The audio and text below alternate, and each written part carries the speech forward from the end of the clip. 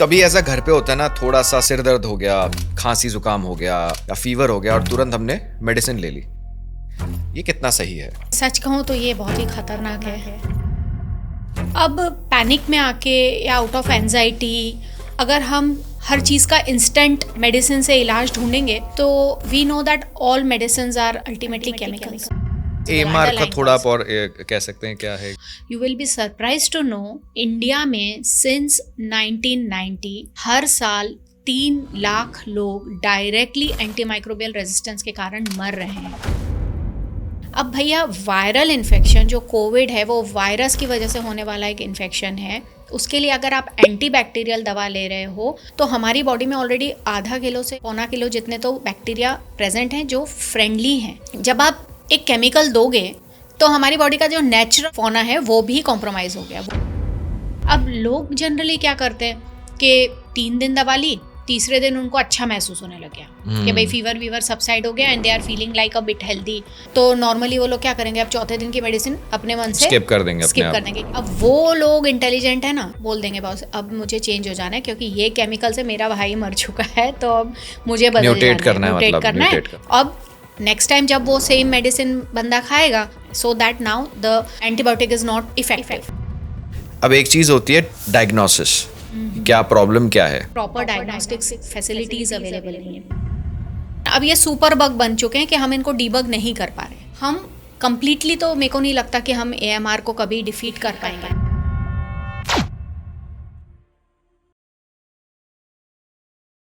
Welcome to this podcast the AJ show के एक और नए एपिसोड में आपका हार्दिक स्वागत है। मैं हर्ष जोशी, शो का होस्ट, आपका फिर से स्वागत करता हूं। आज का ये जो हमारा एपिसोड डेडिकेटेड है दैट्स अबाउट हेल्थ। आज की हमारी इस फास्ट पेस्ड डिजिटल लाइफस्टाइल में, आज के इस एआई के दौर में लोगों का जो हेल्थ केयर का जो एक्सपेंस है वो बढ़ते जा रहा है। लाइफस्टाइल हमारी बहुत अलग हो चुकी है पहले से, और ये जो हम कभी कभी एक कंक्लूजन पे आ जाते हैं, कोई कुछ छोटी सी बीमारी हुई, हमने मेडिसिन ले ली और हमने इंटरनेट पे सर्च कर लिया, एक कंक्लूजन पे आ गए बिना डॉक्टर के विजिट के। कभी कभी होता है हम अपनी कॉस्ट कटिंग करना चाहते हैं, तो ये कितना घातक हो सकता है। आजकल ऐसा भी हो गया है कि कोई भी चीज की जो ड्यूरेशन होती है, जैसे आपको बुखार हो गया, 5 दिन तक रहता है, वो एक्सटेंड क्यों हो रहा है? कोई भी एक बीमारी का हम एग्जाम्पल ले सकते हैं कि जिसका ड्यूरेशन लगभग एक टेंटेटिव ड्यूरेशन होता है, वो ज्यादा क्यों एक्सटेंड हो गया है? ऐसी छोटी छोटी चीजों की वजह से हमारे खर्चे बढ़ते जा रहे हैं। हम जब कोई केमिस्ट के पास जाते हैं, हमें किन चीज़ों का ध्यान रखना चाहिए? एक और चीज़ हो जाती है कि कोई हमें पहले बीमारी हो चुकी है, उसकी दवाई हमारे घर पे पड़ी हुई है और उसी को हमने दोबारा इस्तेमाल कर लिया क्योंकि हमारे घर पे पड़ी हुई, हमें दोबारा लेने की ज़रूरत नहीं है। तो ऐसी छोटी छोटी चीज़ों का एक बहुत घातक इम्पैक्ट हो सकता है, और आप सिर्फ अपनी लाइफ ही नहीं, अपने चाहने वालों की, अपने रिश्तेदारों की लाइफ पे भी आप असर डालते हैं if you are not taking your health seriously. So today we have a very special guest. We have Dr. Richa Dayaramani. She's a PhD in pharmaceutical sciences with more than 25 years of experience. And apart from that, she's also a government nominated member in Gujarat State Pharmacy Council. एक काफ़ी अच्छे initiative पे काम इस पे किया जा रहा है, और आज हम कई सारी ऐसी चीज़ों पे डिस्कस करेंगे। तो आप अगर चाहे आप शहर में रहते हैं, गांव में रहते हैं, हेल्थ बहुत इंपॉर्टेंट चीज़ है। और हम हमेशा सुनते हैं ना, हेल्थ इज़ वेल्थ, जान है तो जहान है। और ये चीज़ का सबसे ज़्यादा रियलाइजेशन मुझे लग रहा है पिछले 5-6 सालों में, स्पेशली आफ्टर 2020 लोगों ने समझ लिया है कि जीना ज़रूरी है और अपनी हेल्थ को हम लाइटली नहीं ले सकते। तो आप बने रहिए इस पॉडकास्ट के साथ और हम जल्दी शुरू करते हैं आज का episode. Doctor Richa, welcome to this podcast. Thank you. बहुत समय से बेसब्री से इंतज़ार था इस कॉन्वर्सेशन का। आज के समय में, आज के इस डिजिटल युग में, इस टेक्नोलॉजी के ज़माने में everything is available at finger tips. मतलब चाहे कुछ घर पे सामान मंगवाना हो या कोई भी ऐसी सर्विस चाहिए हो, एवरीथिंग इज़ अवेलेबल इंस्टेंट। तो लोगों को आजकल इलाज भी इंस्टेंट चाहिए। कभी ऐसा घर पे होता है ना, थोड़ा सा सिर दर्द हो गया, थोड़ा बहुत खांसी जुकाम हो गया या फीवर हो गया और तुरंत हमने मेडिसिन ले ली। ये कितना सही है? सच कहूँ तो ये बहुत ही खतरनाक है। कभी कभी हमारी बॉडी, लाइक लार्जली हमारी बॉडी एक नेचुरल रेस्पॉन्स देती है। राइट। ठीक है। Like if you ask me, fever is a response, normal coughing or sneezing or mild fever is a response to some um manifestation, some infestation, और एक normal antigen antibody response हमारी body में होता है। जो naturally body की जो immune system है, it is self sufficient to respond to it. अब पैनिक में आके या आउट ऑफ एंजाइटी अगर हम हर चीज़ का इंस्टेंट मेडिसिन से इलाज ढूंढेंगे, तो we know that all medicine are ultimately chemicals. तो हम अननेसेसरी हमारी बॉडी को केमिकल्स का एक्सपोजर दे रहे हैं, और ये सीरियस है। तो इसमें भी क्या होता है ना कि जैसे आपने जिक्र किया कि हम अपनी बॉडी को एक्सपोज कर रहे हैं केमिकल्स से, ठीक है। अल्टीमेटली इट्स अ केमिकल, या राइट। ड्रग वर्ड यूज करा जाए, इट्स अ केमिकल, राइट। ठीक है। अब इसमें ये पता कैसे चलेगा कि अगर जैसे suppose as a layman I would like to understand कि मुझे कोई भी चीज हुई, जैसे बुखार हो गया, क्या ये, या कोई भी ऐसी चीज हुई, कोई भी ऐसे सिम्टम्स आए, क्या ये चीज नेचुरली हील हो सकती है, या फिर मुझे डॉक्टर के पास जाना चाहिए, या फिर मुझे दवाई लेनी चाहिए? तो ये पता कैसे चलेगा? How to evaluate this? या तो देखिए, भारत जो हमारा देश है, वो एक बहुत ही वेरिड इकोसिस्टम है।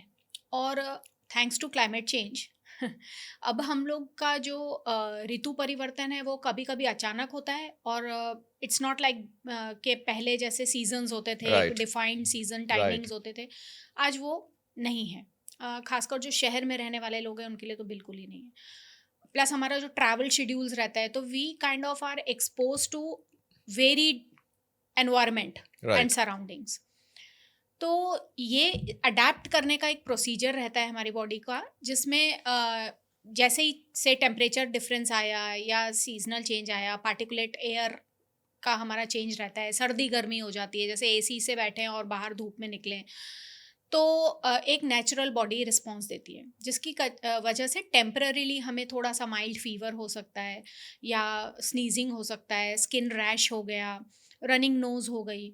तो जनरली अगर मैं वैसे बेसिक कहूँ तो वो ज़रूरी नहीं है कि एंटीबायोटिक या कोई पैथोजेनिक मैनिफेस्टेशन है, या हमें कोई बुखार बहुत परसिस्टेंट है। तो अगर मैं एज अ फार्मासिस्ट आपसे बात करूँ, as a health care professional बात करूँ, तो नॉर्मली हमारी बॉडी में क्षमता होती है इन सब चेंजेस को डील करने के लिए। तो नॉर्मल केस में हमें कोई दवा लेने की ज़रूरत नहीं है।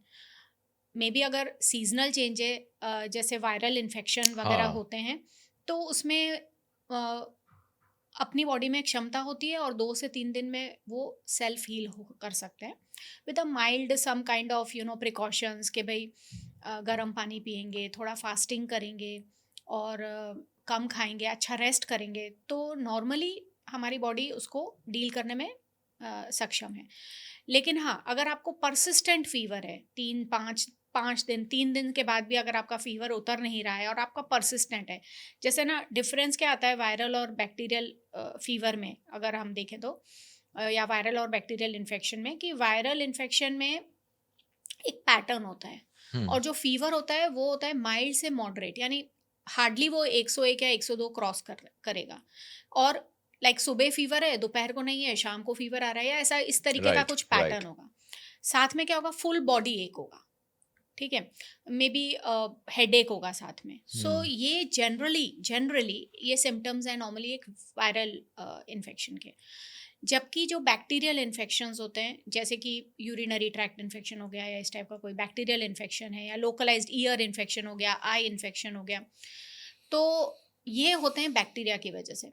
और इनका नॉर्मल जो सिम्टम्स हैं वो कैसा रहता है कि परसिस्टेंट फीवर है, डे एंड नाइट आपका फीवर है, और तेज बुखार है, यानी 102 103 क्रॉस कर रहा है, परसिस्टेंट है, और जो पेन है वो एक लोकलाइज्ड एरिया में रहेगा, जैसे कि पेट में पेन हो रहा है, एब्डोमिनल पेन हो रहा है, या कान में पेन हो रहा है, मे बी हम्म। यूटीआई है तो जलन वगैरह होगी, इस तरीके के सिम्टम्स आएंगे।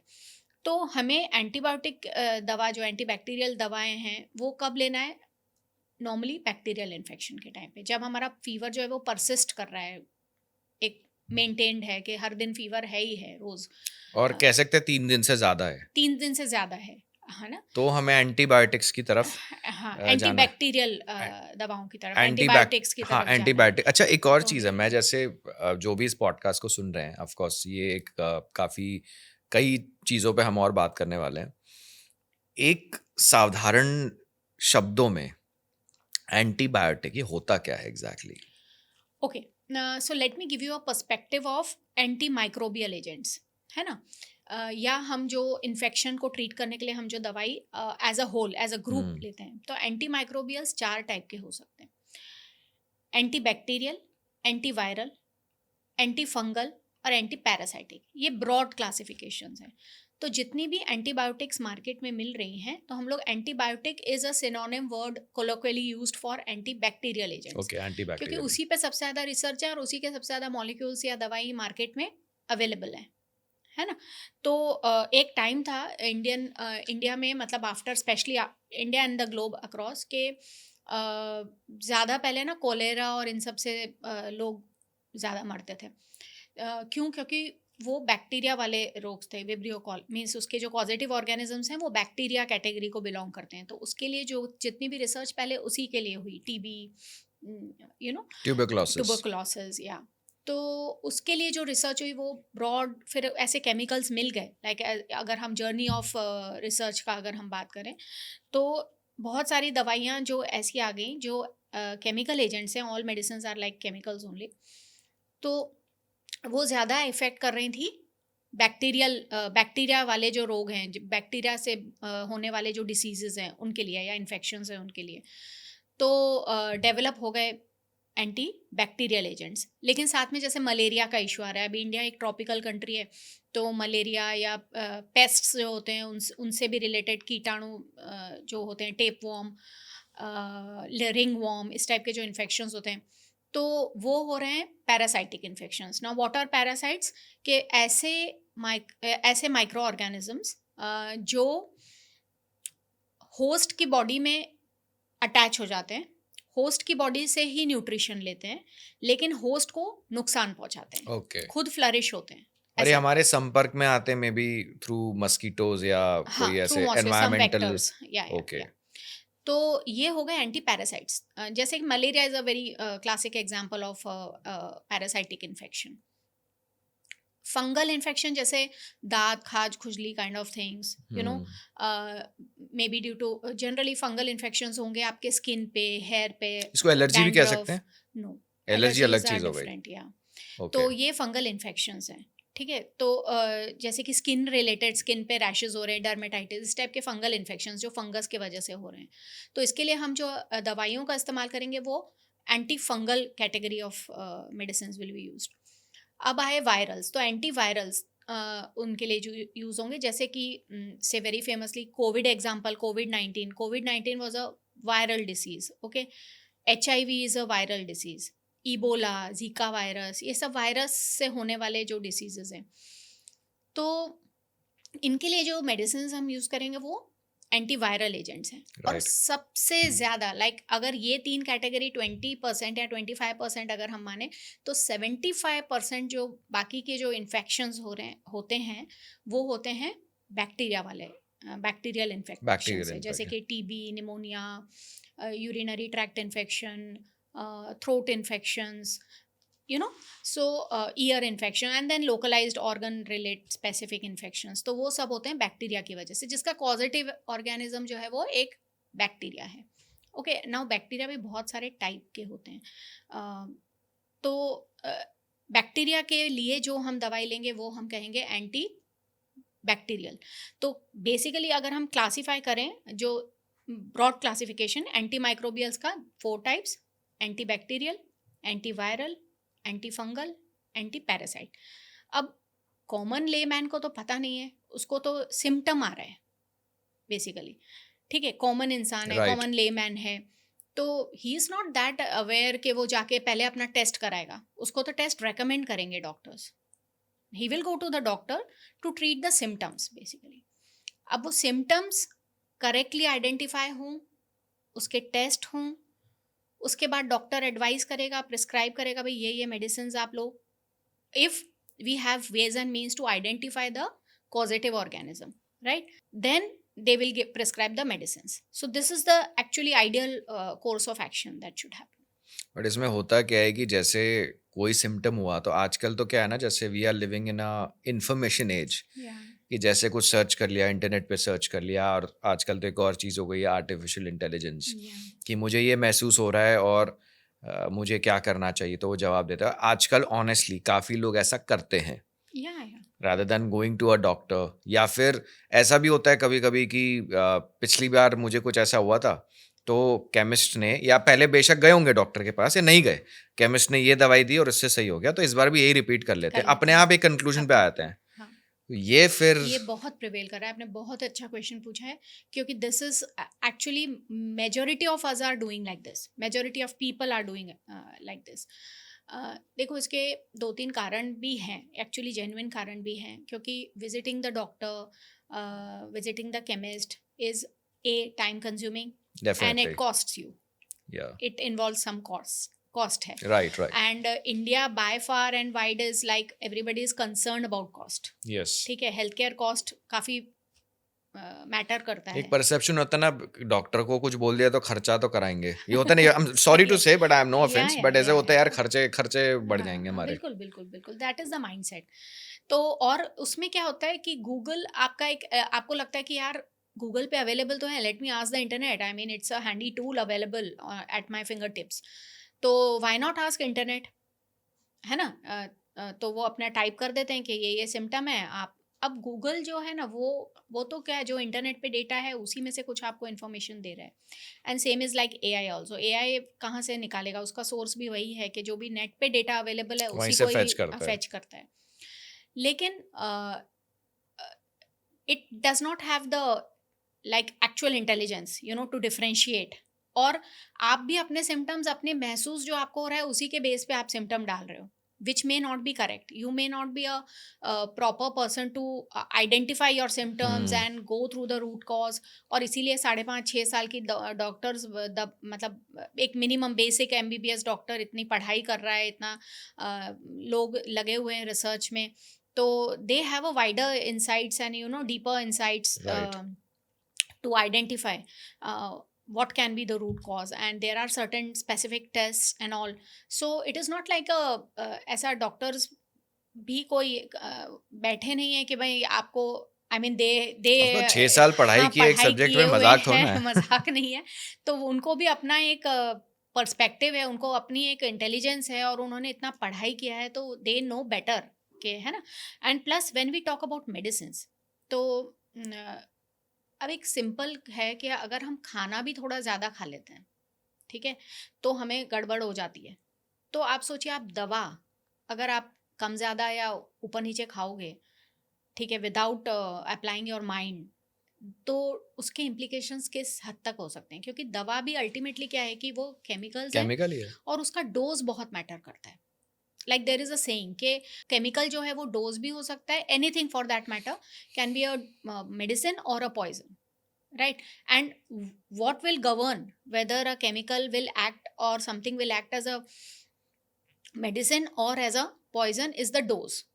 तो अति का भला न बरसना, अति की भली न धूप, और अति का भला ना बोलना, अति की भली न चूप. ये एक बहुत ही कबीर का दोहा है, फेमस है ना, कि anything in excess is bad, say anything in limitation, मतलब बहुत ही कम क्वांटिटी में होगा या डोज में होगा, तो it will not be effective only in the first place.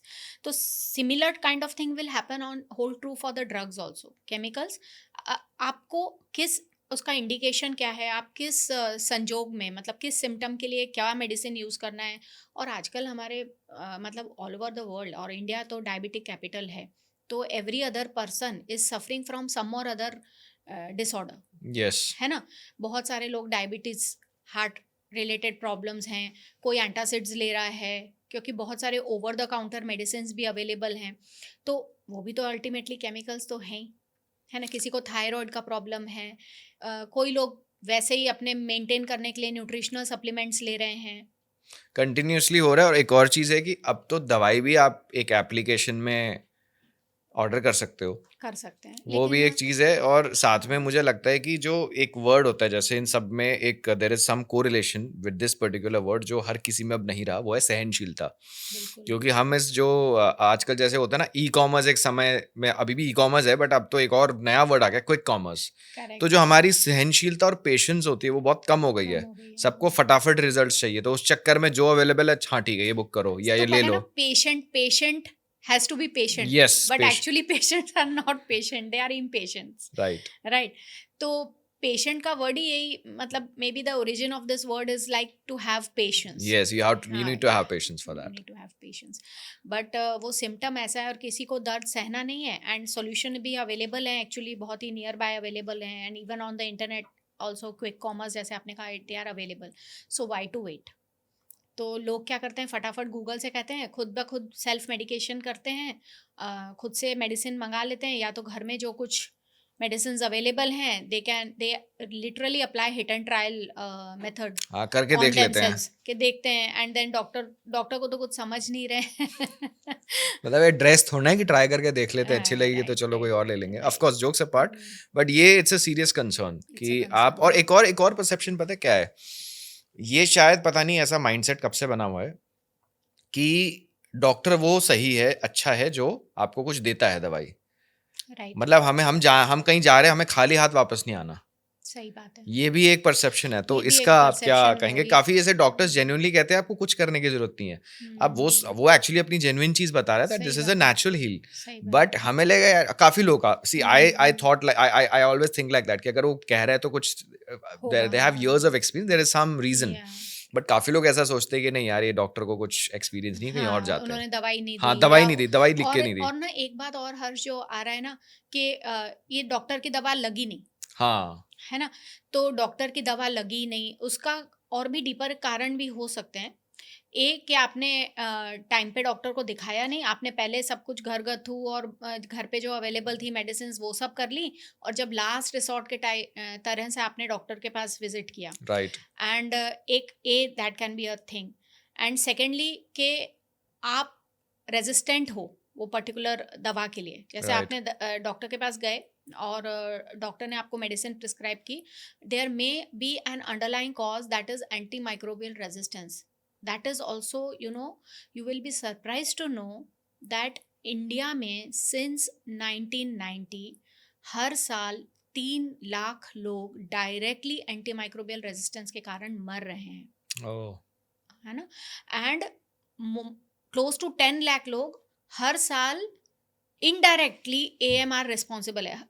हर साल 10 लाख लोग इसलिए मर रहे हैं क्योंकि directly indirectly AMR is responsible, AMR का अंडरलाइन थोड़ा आप कॉज। और कह सकते हैं क्या है exactly? So AMR is like anti microbial resistance, Yes, yes, antimicrobial या resistance, yeah. So what happens ना, I will give you one example, कि Covid, let us take Covid example.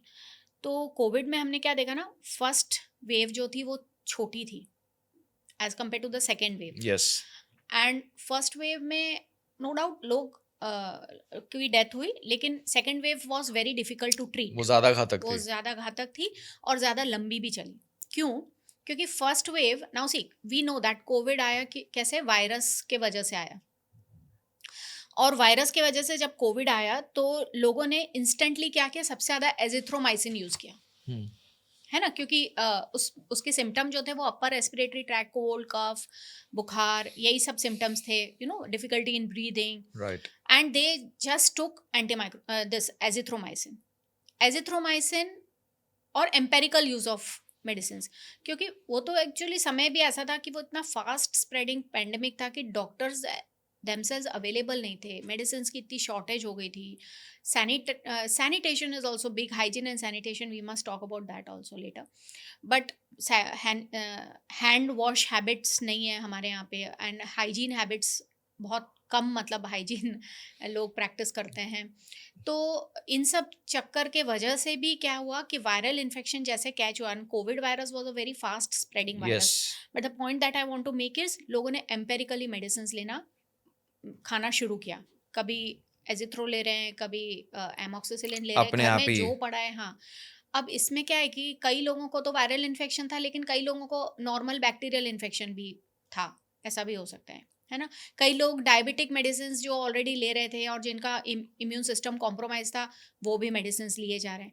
अब भैया वायरल इन्फेक्शन जो कोविड है, वो virus की वजह से होने वाला एक इन्फेक्शन है। उसके लिए अगर आप एंटीबैक्टीरियल दवा ले रहे हो, तो वो आपके बॉडी में जो नेचुरल गट, लाइक हम लोग बोलते हैं hmm, gut microbiome, that is also very trending word nowadays. तो हमारी बॉडी में ऑलरेडी आधा किलो से पौना किलो जितने तो बैक्टीरिया प्रेजेंट हैं, जो फ्रेंडली हैं, जो हमारी बॉडी के फ्रेंड्स हैं। They are not pathogenic, they don't cause any harm नहीं डिसीज, पहुंच हार्म पाते। नहीं पहुंचाते। लेकिन जब आप एक केमिकल दोगे, तो बोलते हैं ना गेहूं के साथ घुन भी पिस जाता है। तो हमारी बॉडी का जो नेचुरल बैक्टीरिया फ्लोरा फोना है, वो भी कॉम्प्रोमाइज हो गया, वो मर रहा है, मतलब वो मर गया। तो वो एक मतलब एक मेजर रीजन है जिसकी वजह से कोविड 1 के टाइम पे जाने भी गई। ऑफ कोर्स उसका इलाज भी नहीं था हमारे पास उस टाइम पे, टेस्टिंग के लिए भी फैसिलिटीज़ नहीं थी। लेकिन कोविड 2 जब आया, तब तक क्या हुआ, ये वायरस को पता चल गया कि ये कुछ केमिकल्स जो ये लोग ले रहे हैं and it is going to kill me. ये वायरस को पता चल पता गया, लग गया पता उसको। लग गया वायरस को। Now imagine virus is such a small organism which is not even fully alive. It is just having a strand of maybe RNA or DNA, maybe capsulated and non uncapsulated. और वो जब host की body से attach होता है, host के living cell से attach होगा, तब वो ओपन अप होगा और होस्ट की बॉडी में पेनिट्रेट करके इन्फेक्शन प्रोड्यूस करेगा। That is a virus. Yes. even such a small organism is having the intelligence to mutate itself. वो अपने आप को मॉडिफाई कर लेता है, एक जैसे बोलते हैं ना कवच लगा लिया उसने, कि अब नेक्स्ट टाइम ये केमिकल आएगा तो it is ready, it is not going to, it is going to tackle it. जैसे एक मम्मी है अपने बच्चे को मार रही है, तो इनिशियली तो शॉक लगेगा, उसका रिस्पॉन्स आएगा, लेकिन रोज रोज मारने लग जाएगी तो आफ्टर 10-15 डेज यूज्ड टू। मतलब वो यूज टू हो जाएगा, टॉलरेंट हो जाएगा उस चीज़ के लिए, उस ट्रीटमेंट के लिए। तो same kind of thing happens with the anti microbial resistance also. तो बैक्टीरिया जो हैं वो क्योंकि ओवर एक्सपोज्ड हो रहे हैं केमिकल से, केमिकल ग्रुप से या किसी दवा से, तो बैक्टीरिया अपने आप में एक म्यूटेशन लाते हैं या जेनेटिकली अपने आप को इवॉल्व कर लेते हैं या अडेप्ट कर लेते हैं to as a survival technique. हमें एक और चीज, म्यूटेशन को थोड़ा और आप आसान भाषा हाँ, में।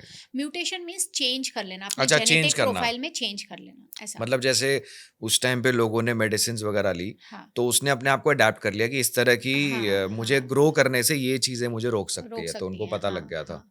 तो वो उन्होंने अपने आप को बदल लिया। तो कोविड 2, अभी भी अगर आप नेट पे सर्च करोगे तो कोरोना के वायरसेस हैं, corona virus is a family, है ना? राइट। तो बहुत उसके बाद बहुत बहुत टाइप के मतलब निकले, और सोशल मीडिया पे हमने देखा मैसेज भी है कि इस बार जो कोरोना वायरस है उसके ये सिम्टम्स हैं और ये अलग है पहले वाले से, काइंड ऑफ यू नो। तो केमिकली और जेनेटिकली वो अपने आप को मॉडिफाई कर रहे हैं। बट मैं ये कहना चाहती हूँ कि जो हमारे गट के फ्रेंडली बैक्टीरिया, अगर हम लोग बार बार मेडिसिन लेंगे, बिना ज़रूरत के मेडिसिन लेंगे और अपनी बॉडी को केमिकल से एक्सपोज करेंगे, तो जो हमारे फ्रेंडली बैक्टीरिया हैं या इवन जो इन्फेक्शन वाले बैक्टीरिया हैं, अगर हमने दवा का कोर्स भी ख़त्म नहीं किया, जैसे दवा का कोर्स ख़त्म नहीं किया एंटीबायोटिक का, डॉक्टर्स विल प्रिस्क्राइब यू के 5 से 7 दिन की एंटीबायोटिक ले लो। हाँ, वो डिपेंड्स अपॉन दैट, वो करते हैं 3 दिन, 4 दिन, 5 दिन तक 5 आपको दिन, है कंटिन्यू ना? करना है। 5 दिन का एक रूटीन में एवरेजली रूटीन में होता कोर्स है, होता है। राइट। अब लोग जनरली क्या करते हैं कि 3 दिन दवा ली, तीसरे दिन उनको अच्छा महसूस होने लग गया कि भाई फीवर वीवर सबसाइड हो गया and they are feeling like a bit healthy, ठीक है। तो नॉर्मली वो लोग क्या करेंगे, अब चौथे दिन की मेडिसिन अपने मन से स्किप कर देंगे अपने स्किप कर आप। देंगे कि भाई डॉक्टर तो लिखते हैं, I am feeling okay and I don't need any medicine. But what happens is like may be 90-95% of the bacteria has been taken care of by the medicine dose, but कुछ but percent दस रह एक गया है। Percent बचे हुए हैं या 5% बचे हुए हैं।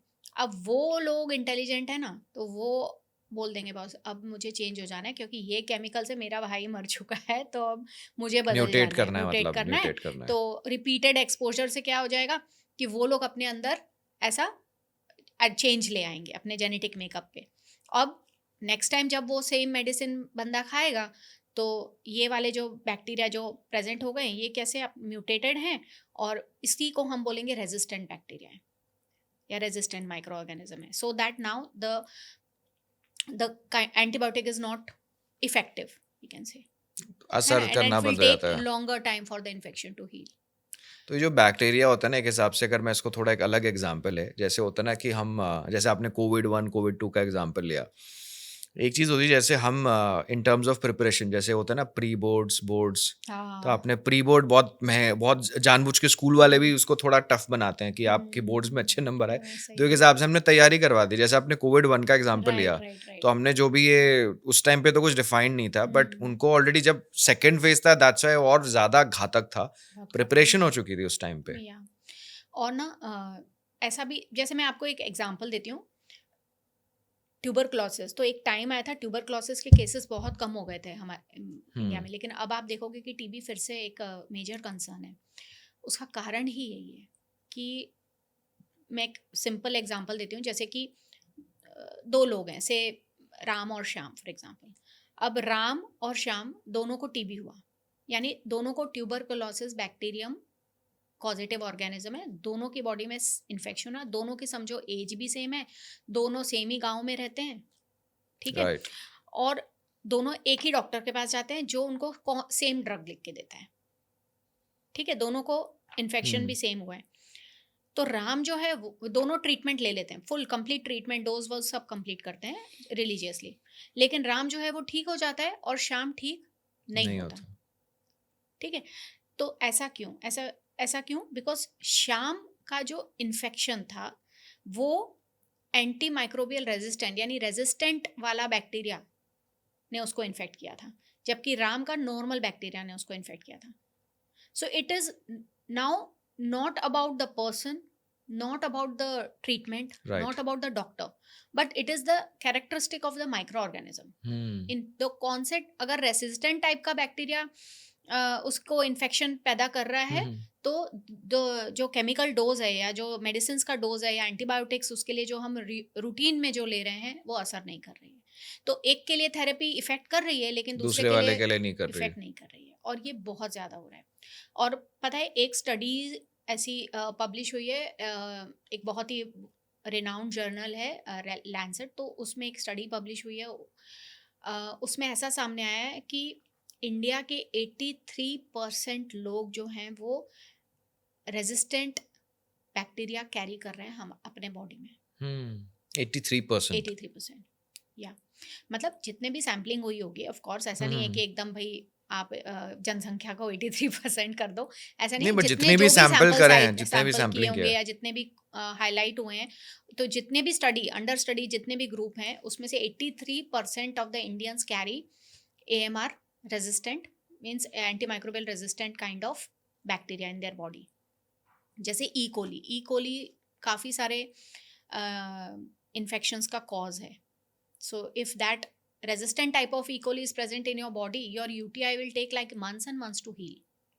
तो आजकल डॉक्टर्स एडवाइस करते हैं आप कल्चर करा लो, काफ़ी अगर एंटीबायोटिक ट्राई करते हैं तो उसके बाद बोलते हैं कल्चर करा लो, कल्चर करा लो। कल्चर यूरिन कल्चर कराते हैं, Okay. So that we identify के कौन सा स्ट्रेन बैक्टीरिया का है, कौन सा बैक्टीरिया रिस्पॉन्सिबल है, ठीक है, और फिर स्पेसिफिक उसी के अनुसार उसको दवाई देंगे, क्योंकि जनरल दवा जो दे रहे हैं वो इफेक्टिव नहीं हो रही है। इसलिए एक और चीज़ है, जैसे अब जैसा आपने बताया कि किसी को कोई प्रॉब्लम होती है बॉडी में, it could be whatever symptom, अब वो एंटी माइक्रोबियल की वजह से है, वायरल इन्फेक्शन जो भी होता है। अब एक चीज़ होती है डायग्नोसिस, समझना है इसको क्या प्रॉब्लम क्या है।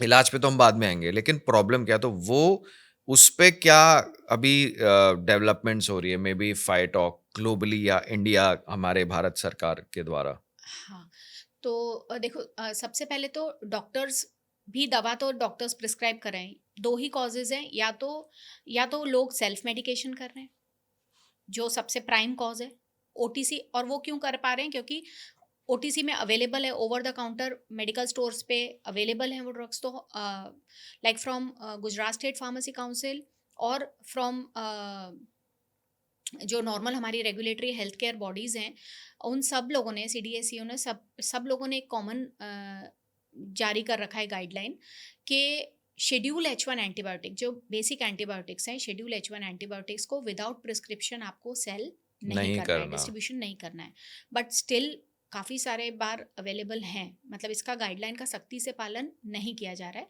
तो हम लोग स्टेट फार्मेसी काउंसिल से तो इसके लिए काफ़ी स्ट्रिक्टली हम लोग कोशिश कर रहे हैं, लोगों को समझा रहे हैं, बहुत सारे सेशंस और ये सब कर रहे हैं। एक तो सेल्फ मेडिकेशन एक कॉज है, दूसरा है कि empirical use of antibacterial agents. तो देखो ना, कई बार क्या होता है हर्ष के डॉक्टर भी एक फिक्स सिचुएशन में आ जाता है क्योंकि प्रॉपर डायग्नोस्टिक्स फैसिलिटीज़ अवेलेबल नहीं है।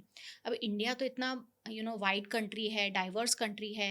There are certain rural pockets और some places where maybe you will not get proper laboratory facilities और प्रॉपर डायग्नोस्टिक राइट। इक्विपमेंट, है ना। कई बारी ऐसे भी हाँ, एरियाज हैं, रूरल एरियाज में तो ये है। इतना अवेलेबल है कि नहीं है वो, it's you can not guarantee कि अवेलेबिलिटी है। तो उस टाइम पे एटलीस्ट कुछ नहीं से कुछ दवा दे देते हैं, तो डॉक्टर्स भी क्या करें क्योंकि पेशेंट बोल रहा है मेरे को दर्द हो रहा है, मेरे को बुखार है, आप मुझे ठीक करो। तो empirically they will use the antibiotics in the situation where there is a lack of diagnostics available. Hmm. और जो डायग्नोस्टिक ट्रीटमेंट अवेलेबल है, जो डायग्नोस्टिक्स अवेलेबल है, it is time taking, it is not a rapid diagnostic kits. तो it is time taking. तो अब patient जो बुखार में है या पेन में है, it is practically not possible कि उसको 10-12 घंटे एक दिन के लिए वेट कराया जाए कि तब तक जब रिपोर्ट आए। तो वो एक राइट। सिम्टोमेटिक ट्रीटमेंट भी दे देते हैं एंड देन फॉलोअप नहीं हो पा रहा है कि भाई पेशेंट वापस डॉक्टर के पास दोबारा आए फॉलोअप करने। एज वी डिस्कस के it is a heavy on pocket and sometimes people are just very casual in their approach. तो ये भी एक बहुत रीज़न है कि डायग्नोस्टिक किट्स इतनी अवेलेबल नहीं है। तो अभी एक्चुअली AMR जो है वो it is now been projected as a global health care threat by WHO। Indian government, Modi ji ने भी अपने मन की बात में ऑलरेडी एंटी माइक्रोबियल रेजिस्टेंस के बारे में जिक्र किया अच्छा, है इसके बारे में दिसंबर, क्या हुआ हाँ है? जी हाँ जी, दिसंबर में। And Indian government has launched anti microbial resistant plan, AMR plan, national action plan उन्होंने जारी किया हुआ है। और सभी जितने भी हेल्थ केयर ऑर्गेनाइजेशंस हैं उनके थ्रू, मतलब creating awareness is the main strategy कि लोगों को जागरूक बनाया जाए। और मैं तो ये कहूँगी एज अ फार्मासिस्ट के prevention is better than cure. क्यों ना हम ऐसी लाइफस्टाइल अपनाएं जिससे हम इन्फेक्शंस होने ना दें। क्यों ना हम हाइजीन प्रैक्टिस करें, wash hands repeatedly with soap and water, maintain like good hygiene practices when you go to washrooms and restrooms, avoid using common washroom area, और use clean water to drink, boil करके पिएं या filter water पिएं, right. है ना। Water ये काफ़ी सारे चीज़ें। कंट्रीब्यूट अच्छा, करता एक है। और चीज़ है, जैसे हमारा थोड़ा उस पे उस कॉन्वर्सेशन के दौरान एक आपने वर्ड का जिक्र किया था, सैनिटाइजेशन। ये शायद मुझे लग रहा है 2020 के बाद लोगों को थोड़ी ज़्यादा आदत लग गई थी कि थोड़ा बहुत सैनिटाइजेशन का मतलब सिर्फ वो नहीं कि यू यूज़ सैनिटाइजर, सैनिटाइजर, और बहुत सारे मतलब हुए हैं इसके, कई, it's a diverse thing. Right. वो उस पे आप थोड़ा। So there are two words, sanitization and sanitation, okay. है ना। Sanitization is using a chemical और some agent to sanitize yourself, means clear yourself. जैसे कि राइट। डॉक्टर है, आपने देखा होगा डॉक्टर्स कई बार एग्जामिन करते हैं और तुरंत अपने हैंड वॉश करते हैं। इनवेरिएबली हर एक डॉक्टर के चेम्बर में आपने एक वॉश बेसिन आराम एरिया से। रखा है और वहाँ पे एक स्प्रे रखा होता है, राइट। और मे बी सम अल्कोहल के तुरंत उन्होंने एग्जामिन किया और तुरंत से वो लोग ड्राई वॉश कर लेते हैं अपना हाथ। तो of course doctors are the prime, मतलब फर्स्ट पर्सन के वो एक्सपोज होंगे क्योंकि वो तो पेशेंट्स के साथ इतने क्लोजली डील कर रहे हैं। राइट। एक मतलब there are so many type of infections that the doctor is expose to primarily, right. तो एक है sanitization where you use a chemical और अनदर सम अल्कोहल, जैसे हमने कोविड में अल्कोहल बेस्ड सैनिटाइजर्स यूज किए। But alcohol based sanitizers in fact pave way to for anti microbial resistance, okay. क्योंकि alcohol virus से टकराया, वायरस का शायद DNA उसकी वजह से म्यूटेट हो गया ओके। या डैमेज हो जाता है, हो सकता है। तो इससे बेटर है, सबसे अच्छा स्ट्रैटेजी है use soap and water. to okay. wash your hands. तो ये जो सैनिटाइजर हमने इस टाइम पे यूज किए तो इसका वो उसका एक नेगेटिव इम्पैक्ट हुआ मतलब ऐसा रिपोर्टेड है. ऐसा Yeah, रिपोर्टेड है? yeah. Okay Could have. Okay. और सैनिटेशन का मतलब है यू यूज प्रॉपर जैसे It's a lifestyle based practice. Sanitation is like related to hygiene. Okay है ना.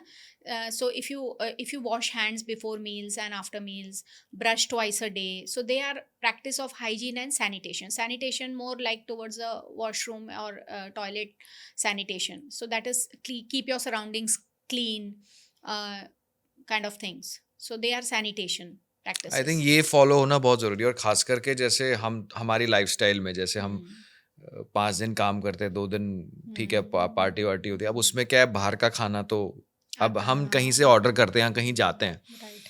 कोई ऐसा तो नहीं कि किचन जाके चेक करता है तो ये भी तो एक बहुत इंपॉर्टेंट चीज है every Yes. Every part of life like हाँ. चाहे छोटी छोटी चीज हो तो बहुत सारे ना स्टमक इन्फेक्शंस, फूड पॉइजनिंग के आप देखोगे कि अभी केसेस बहुत बढ़ गए हैं. सबको हम्म। कभी थोड़ा भी ऊपर नीचे खाने में आ जाता है तो वॉमिट एंड डायरिया के केसेस काफ़ी Definitely. ज़्यादा रिपोर्ट होते हैं.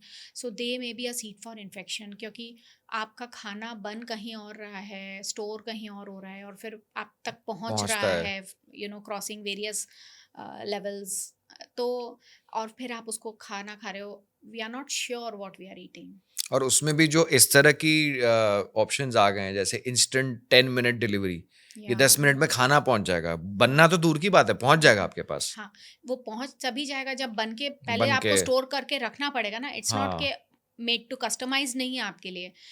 And then processed food, so they may have a contamination of some bacteria, like जैसे ए बॉम्नी या इस टाइप के बैक्टीरिया जो होते हैं वो डेवलप हो सकते हैं. And bacteria is something which we can not see from our naked eyes, तो उनमें इन्फेक्शंस के चांसेस बहुत हो सकते हैं. प्लस जो लोग उसको लेकर आ रहे डिलीवरी, अभी तो वैसे नॉर्मली पैकेट में आता है, लेकिन डिलीवरी बॉयज़ हैं या कहाँ पे भी रखा हुआ होगा, एक जगह स्टोर करके रखा हुआ होगा, तो अगर वो जो आपका काइंड ऑफ जो चेन है, ट्रांसपोर्टेशन चेन या सप्लाई चेन जिसको हम बोलेंगे, तो वहाँ रखा हुआ होगा और हो सकता है वहाँ से किसी भी तरीके से उसमें कोई इन्फेक्शन आ गया, तो right that may be transmitted to the body. Correct और इसमें क्या स्टेप्स लेने चाहिए क्योंकि क्या दोनों चीज़ें इंपॉर्टेंट है मैं मानता हूँ कि क्विक कॉमर्स एक जरिया है जो कई लोगों की आमदनी का एक जरिया होता है जो लोग डिलीवरी वगैरह करते हैं और ये बहुत लोगों को एम्प्लॉयमेंट नो डाउट एम्प्लॉयमेंट देता है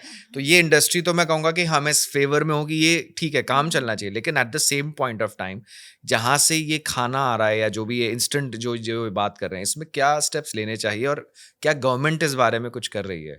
नहीं, ऐसा तो हम नहीं बोल सकते. मतलब क्विक कॉमर्स क्योंकि it is a necessity, that is why it Yes. Is trending. एक तो Yes. बात है कि लोगों को चाहिए हाँ. तुरंत डिलीवरी के ऑप्शंस, राइट और इसीलिए क्विक कॉमर्स प्रिवेल कर रहे हैं. बट हम एक काम ये ज़रूर कर सकते हैं फॉर आवर प्रिवेंशन स्ट्रैटेजी कि जो भी डिलीवरी, जैसे हमको जब भी जो चीज़ आ गई उसको हम पैकेट से निकाल के एक देख लें कि उसका स्टोरेज कंडीशन क्या है, लेबल पे उसका एक्सपायरी, वेदर दैट हाँ फूड इज़ एक्सपायर्ड और नॉट. अगर कोई कंटेनर है तो अगर वो पफ्ड है या उस लीक कर रहा है तो then make sure not to use it. सब्जियां अगर आ रही हैं, जनरली लोग सब्जी और घरेलू ग्रॉसरीज वगैरह नॉर्मली मंगा लेते हैं क्विक कॉमर्स के थ्रू, वेबसाइट्स के थ्रू, या आप जो स्टफ़ डिलीवर करते हो. तो if it is a consumable यानी फूड बेस्ड स्टफ़ अगर आपने कुछ मंगा लिया है तो make sure it is not smelling of, okay bad yes smell नहीं कर रहा है. So at least you kind of ensure के वो फ्रेश है और क्लीन है, उसका कंटेनर जो है वो क्लीन है, टैम्पर्ड नहीं है. और इस तरीके की मतलब छोटे स्टेप्स, एक्सपायरी डेट्स वगैरह चेक करने से हम थोड़ा इंश्योर कर सकते हैं कि okay it is good to consume. ये वैसे फैमिली में और खास करके घर में फीमेल्स होती है वाइफ या मॉम वो तो चेक करते हैं बट जो होता है ना कुछ बैचलर्स रह रहे होते हैं परिवार से दूर कहीं कहीं नौकरी कर रहे हैं अलग शहर में रह रहे हैं तो आई थिंक ये थोड़ा चैलेंज क्योंकि आप जो कह रहे हो ना इतनी सारी चीज़ें चेक करना वो नॉर्मली होता नहीं है बट करना चाहिए. But one has to be aware. Yes awareness होनी चाहिए इस अगर बारे आपको में. डिलीवरी एकदम बहुत क्विकली चाहिए, एकदम फास्ट आ गया आपके पास, तो at least you should be aware of what yes you are consuming. It is right. Something you are consuming. तो हमको तो सेंसेस इसीलिए दिए हैं भगवान ने, स्मेल यस। का एंड देखने का नहीं and वो all। क्योंकि मैं देखो I am just saying it indirectly, जो पार्टी मोड होता है ना घर पे लोग सब वीकेंड में पार्टी वार्टी करते हैं, क्या आता है सिर्फ खोल के खाना करेक्ट शुरू कर करेक्ट, देना है, हाँ, तो तो उसमें थोड़ा ये माइंडफुल मेरे ख्याल से अब अगर थोड़ा रहेंगे कॉन्शियस तो होना चाहिए आपके हाँ हिसाब अच्छा से। रहेगा। No doubt it's a big एक सहूलियत है ये, और बट ना अगर वो गर्म है, अगर हम उसे गर्म कर रहे हैं तो भी हम इंश्योर करें कि काफ़ी हद तक हम थोड़ा जब हम चीज़ को कुक कर लेते हैं प्रॉपरली, अगर कुक करके खाते हैं तो फिर भी ठीक है। लेकिन अगर जो प्रोसेस्ड फूड है या डायरेक्ट टू कंज्यूम इस टाइप का कुछ अगर ऑप्शन है, कोल्ड है, तो फिर थोड़ा रिस्क हो सकता है ज़्यादा। उसमें हमें ध्यान बरतना चाहिए। हम्म। Definitely definitely. अच्छा एक और चीज़ है, एक और मैं पॉइंट रह गया मेरा, दैट इज टेकिंग मेडिसिन। ठीक है, मैं मानता हूँ चाहे खुद डिसीजन लिया हो या डॉक्टर ने प्रिस्क्राइब किया हो, जो भी हो, अल्टीमेटली हम जब केमिस्ट के पास जाते हैं, फार्मासिस्ट में अगर सही वर्ड यूज करूँ, तो वहाँ पे क्या क्या चीज़ों का ध्यान रखना चाहिए, नंबर वन। नंबर टू, अगर कोई सेल्फ डिसीजन ले रहा है, कहीं से कुछ सर्च किया वो कर दिया, you don't have the prescription for that, तो उसमें केमिस्ट वाले का क्या रोल होना चाहिए, इसकी क्या कोई गाइडलाइंस है, क्योंकि आप किसी को कोई भी दवा तो नहीं दे सकते हो, हम्म। कहीं ना कहीं कुछ होना चाहिए इस बारे में। या तो फार्मासिस्ट नॉर्मली ना, जो फार्मासिस्ट होते हैं वो लाइसेंस्ड प्रैक्टिशनर्स होते हैं। राइट। तो फार्मासिस्ट को ऑलरेडी ये नॉलेज एंड एक्सपर्टीज होता है कि वो काउंसलिंग कर सकें। तो patient has to be patience, या उसके साथ जो भी अकम्पनिंग पर्सन है, विदाउट फेल उनको वो दवा का डोज कब लेना है, उनके साथ खाने पीने के क्या रिस्ट्रिक्शंस हैं, या किस तरीके से लेना है, एडमिनिस्टर कैसे करना है उसको, दवा को कंज्यूम कैसे करना है, और अपनी खुद की कंडीशन जो है वो थोड़ा बातचीत फार्मासिस्ट के साथ करनी चाहिए करनी चाहिए। ओपनली। या alright. because pharmacist, it is a link between the doctor and the general patient, definitely. basically user। तो मैं ज़्यादा कंसर्न हूँ इन्फेक्शंस के लिए। हम्म। ठीक है, नॉर्मल एंटासिड्स जैसे कॉमनली ले लेते हैं लोग, दर्द वगैरह होता है तो पेन किलर्स एनाल्जेसिस, काफी ले पेन लेते किलर्स हैं। ले लेते हैं। तो pain killers in the long run, अगर कोई बहुत ही लंबे समय तक और रिपीटेडली अगर पेन किलर कंज्यूम करता है तो then it is an issue, unbearable हो। अनबेरेबल हो। और अगर रिपीटेडली छोटी रिपीटेडली हो छोटी, रहा। मतलब कई लोगों को रोज पेन किलर लेना पड़ता है, तो फिर अगर वो एक समय के बाद 10-15 दिन अगर आपको रूटीन में दर्द हो ही रहा है, तो why not visit a doctor. You should visit a doctor, क्योंकि pain is a response. Again I told कि pain is like an alarm, कि there is something, that is a way our body is communicating with us. The body is right. telling us कि something is wrong, I am not at ease, the body is not at ease, so body is alarming us by way of pain. It's a symptom. Then the person अगर once a while pen वगैरह हुआ और वो take care कर लिया, that's okay. लेकिन अगर रोज रोज pen हो रहा है तो फिर there is an underlying cause, उसके पीछे का कारण जानना बहुत जरूरी है। Right. And it is a must in this case to visit a doctor expert advice के लिए। Maybe then go for the test और एज द डॉक्टर प्रिस्क्राइब्स। तो उनकी एडवाइस लेके हमें काम करें। कोई भी चीज़, self medication once a while आप किस चीज़ के लिए ले रहे हो, लाइक एंटासिड्स और ठीक है एसिडिटी हो गई थोड़ा, तो इससे बेटर है कि आप इनो वगैरह या जो ओटीसी पे अवेलेबल है वो चीज़ें आप कर लो। Best is to rest and fast. वो तो सबसे बढ़िया, मतलब हाँ। आपने कुछ दिन आपको जैसे स्पेसिफिकली बुखार हो गया, फीवर है, आपने 2 दिन या तो लिक्विड डाइट पे रहे या फिर कुछ लिया ही नहीं, जस्ट अपने आप सब ऑटोमेशन पे हो सकता है आपके हिसाब से। Right right. Okay, one more thing, coming on the expiry date, ये भी छोटी छोटी चीजें देखनी चाहिए। देखनी चाहिए। मेडिसिन के केस में एक्सपायरी डेट हो गया। मेडिसिन की एक्सपायरी भी, लोग मेडिसिन रख लेते हैं, लेकिन मतलब जैसे से मैं जून में बीमार पड़ी तो वो दिसंबर में भी बची हुई मेडिसिन मेरे घर में होंगी। फिर जब हाँ। बाद में मैं 4-5 महीने बाद फिर से अगर मुझे बुखार आया तो क्या होगा कि मैं वही मेडिसिन ले लूँगी कि पहले बुखार आया था तब यही मेडिसिन ली थी, इससे हो गया था। और वो तो एक्सपायर भी हो चुकी है उस या टाइम पे। मे बी एक्सपायर हो मे बी चुकी मे हो, be you may so be you should check the expiry date. वो भी देखना चाहिए। और कभी कभी अब ये भी एक बहुत बड़ा फैक्टर है कि हर जगह पे ना, आई यूज द राइट वर्ड, गफला होता है। मेडिसिन के केस में एक होता है कि अच्छी क्वालिटी के, कहीं फर्जी दवाइयाँ भी होती है, तो ये फिर कैसे कोई फिगर आउट करे? हाँ, तो आप अच्छे ब्रांड की ट्रस्टेड अपना जो फार्मासिस्ट है, आपका जो मेडिकल स्टोर आपके नियर बाय जो है फार्मेसी है, वो ट्रस्टेड होना चाहिए। एंड मैं तो कहूँगी कि बहुत ही ज़्यादा एकदम प्राइस ड्रिवन मत हो जाइए कि एकदम से आपको सस्ते में सस्ती दवाई चाहिए। हाँ, तो हाउ कैन यू प्रॉमिस, अगर आप आज खाना भी खाने जाओगे तो आप उसमें एक मिनिमम क्वालिटी एक तो चाहिए ये होता है ना, है, हाँ, क्वालिटी तो चाहिए एक ना हमें। मिनिमम प्राइस होती है। कोई भी खाना वन प्लेट का एक प्राइस होता है। तो if you are talking about drugs and if you want के 10 रुपए वाली गोली या 1 रुपए वाली 1 रुपए हाँ, वाली गोली ले लो, या मतलब so one should apply the mind कि भाई गोली तो खाने से तो कभी कभी खाना है ना। तो आप हर चीज़ में अगर आप सस्तापन ढूँढने जाओगे तो वो इमेजिन कि एक मैन्युफैक्चरर है, वो मेडिसिन मैन्युफैक्चर कर रहा है, और मेडिसिन्स ऐसे ही नहीं मैन्युफैक्चर कर सकते। You need a very regulatory conditions, right, trained staff, उसका टेस्टिंग होगा, उसका क्वालिटी कंट्रोल होगा। उसके बाद वो डिस्ट्रीब्यूटर के पास जाएगा, डिस्ट्रीब्यूटर से रिटेलर के पास जाएगा, आपके फार्मेसी के पास आएगा। Right, you know there is a marketing team that is involved.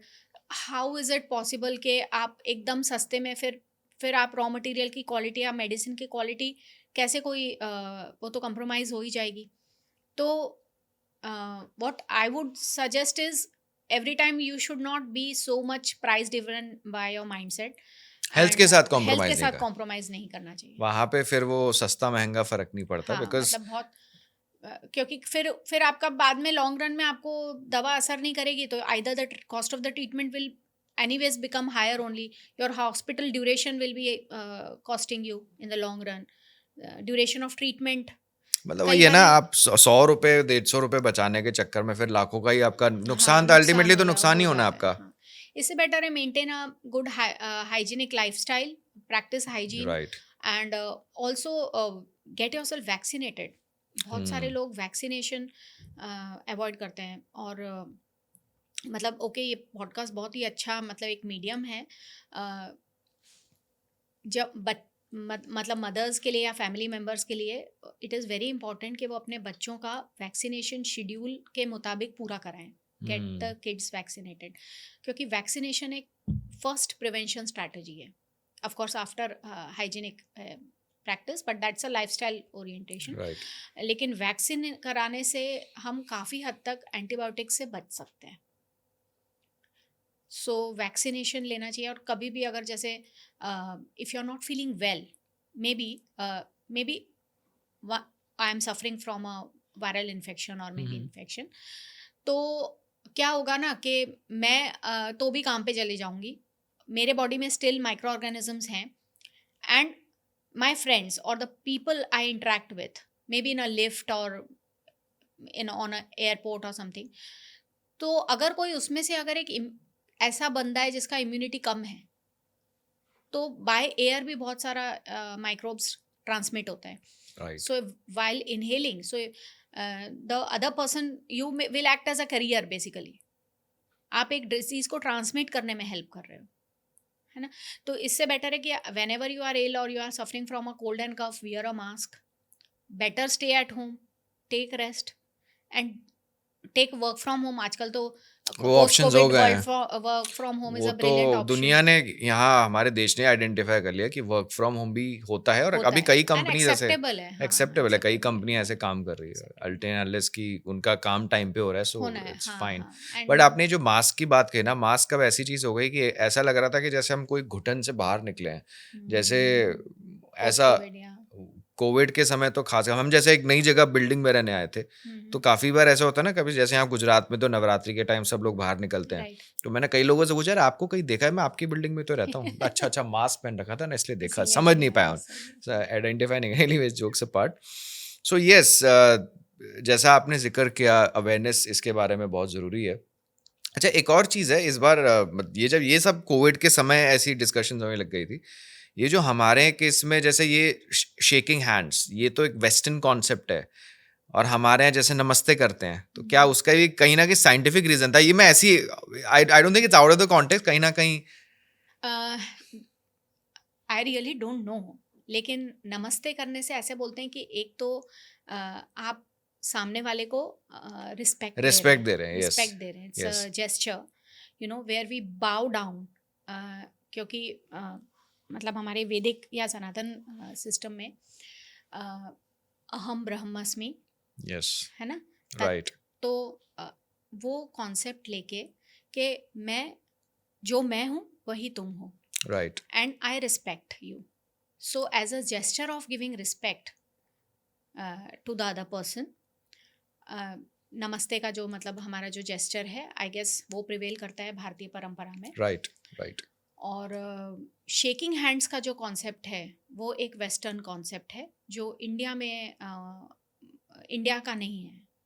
उस हैंडशेक समय में करना. ऐसी डिस्कशंस काफी हो Yeah. रही थी. This is the reason. Right. मतलब तब क्या है ना, हर चीज में हम जो जो तौर तरीके हैं जो बहुत सालों से सदियों से चले आ रहे हैं, तो there is a reason, everything has a scientific reason. उस समय ऐसे बहुत या सारी डिबेट्स हुए बट थे ऑनलाइन. हमारी जो भारतीय परंपरा है या सनातन धर्म की, मैं जब अगर बात करूं वैदिक परंपरा की, तो वो वेदों के ज्ञान के ऊपर बेस्ड है पूरा, and they are really scientific. उसके बारे में हम आप चाहें तो बाद में फिर कभी एक और डेफिनेटली. सेशन रख सकते हैं. लेकिन वो 4 महावाक्य के ऊपर के हिसाब से हम एक्सप्लेन कर सकते हैं जो नमस्कार करने की जो पद्धति है या जो जेस्चर है व्हाइल मीटिंग एंड ग्रीटिंग, कि हमसे जो बड़े होते हैं, जो गुरु होते हैं, हम उनके पैर छू के उनका आशीर्वाद राइट, देते हैं और अपना राइट, ग्रैटिट्यूड शो करते हैं. और जब हम अपने समकक्ष किसी व्यक्ति से मिलते हैं या किसी को ग्रीट करते हैं तो हम नमस्कार करके वी बाउ डाउन यस, ऐसे, like. So that may be the origin of this thing. Right, right. Okay, one more thing. one thing I came across when I was like, going through these particular topics. एक जैसे चीज होती है, जैसे काफी बार सुना होगा सुपर डिवाइसेस या सुपर गैजेट्स. तो एक और मैंने काफी वर्ड इसमें देखा, सुपर बग्स. सुपर बग्स या सुपर बग्स. तो हमने बात की ना ट्यूबरकुलोसिस का, एक मैंने एग्जांपल दिया राम और श्याम का.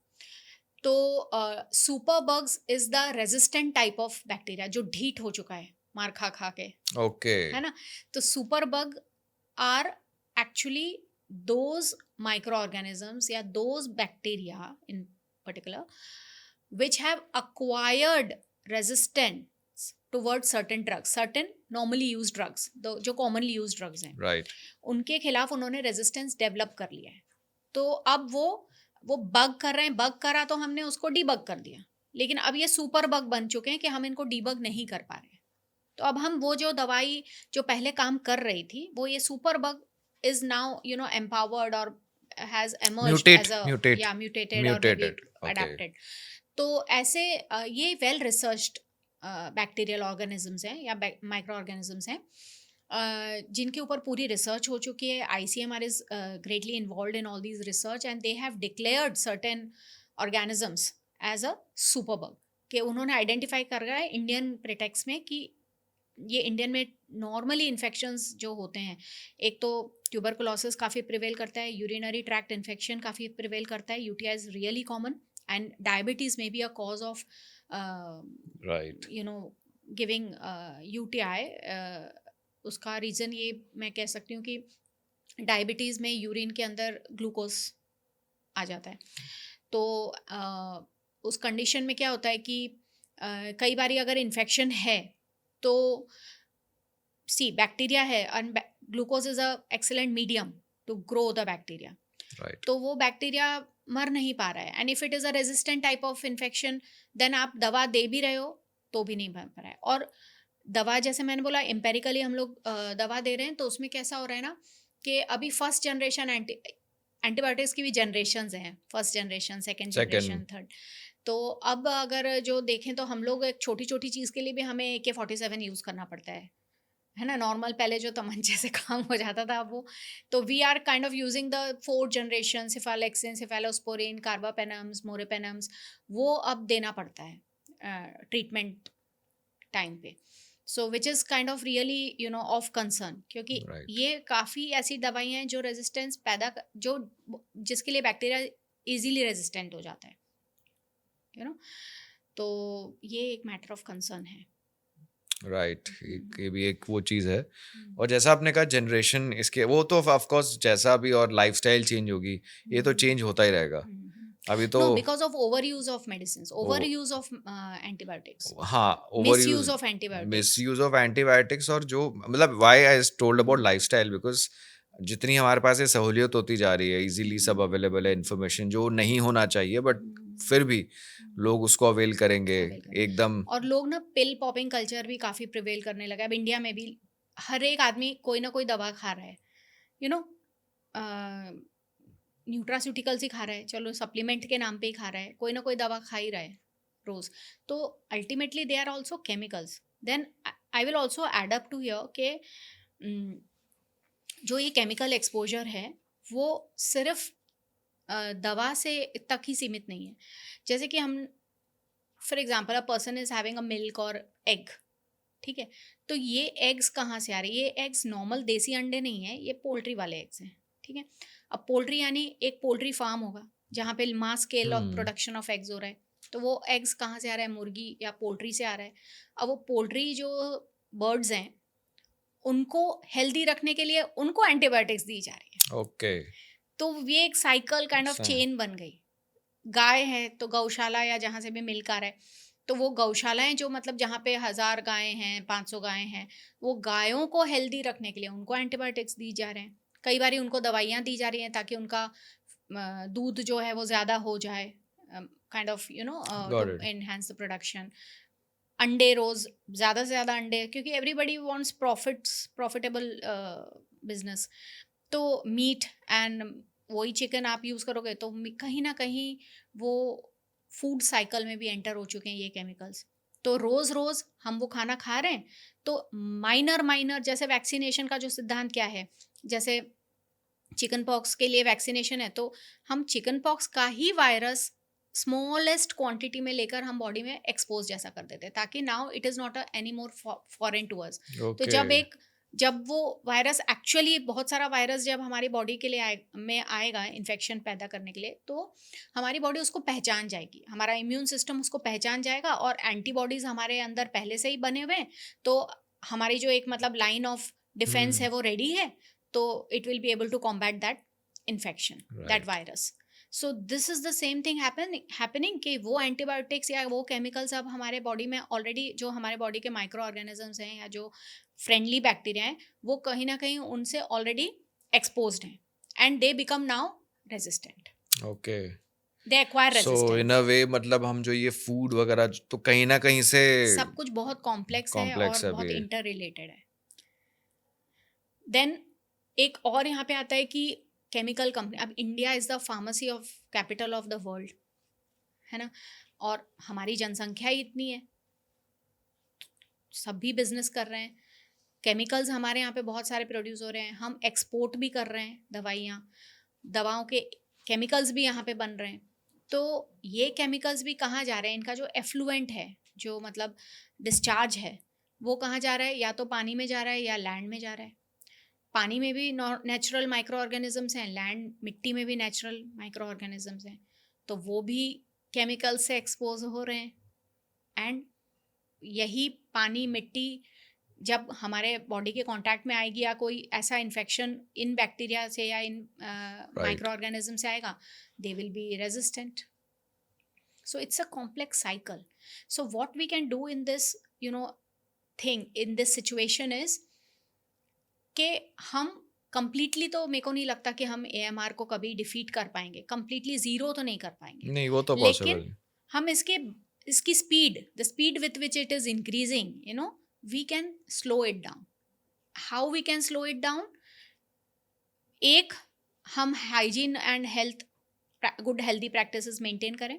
दूसरा, हम वैक्सीनेशन वगैरह ले लें.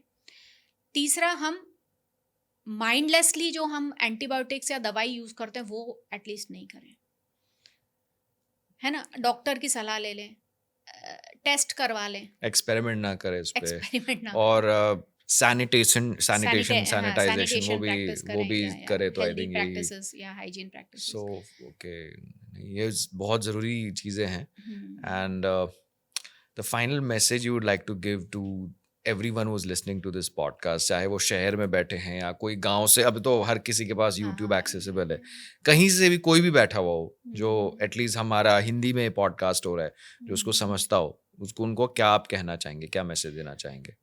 तो मेरा तो यही मैसेज रहेगा सबसे पहले कि prevention is better than cure. सबसे पहले तो आप बीमार होने से बचें.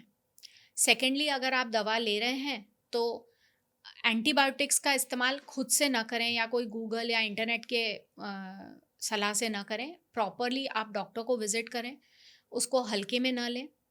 और इनिशियली अगर कम बुखार है तो 1-2 दिन राह देखिए, अगर ठीक हो जाता है तो बहुत अच्छा, with rest and warm water and fasting.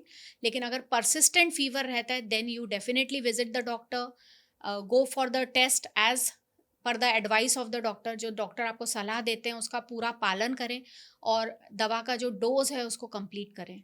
तो मेरी यही रिक्वेस्ट है कि it is stay healthy, stay happy, and protect your family from unhappiness and financial burden. Definitely. Yeah. So, Dr. Richa, it was great talking to you. Very insightful. काफ़ी चीज़ों मतलब मेरे लिए भी काफ़ी ऑफ कोर्स लर्निंग सेशन कि हम मतलब अपनी डेली लाइफ में जो हम बाहर से ऑर्डर करते हैं, कहीं जाते हैं और in a way we are inviting certain parameters जिससे हमारी लाइफ इम्पैक्ट हो सकती है, तो अवेयरनेस यहाँ पे बहुत ज़रूरी है. So Definitely. it was great talking to you Thank you. and Thank you looking so ahead much towards for inviting definitely me. it was a pleasure. Thank you. My pleasure.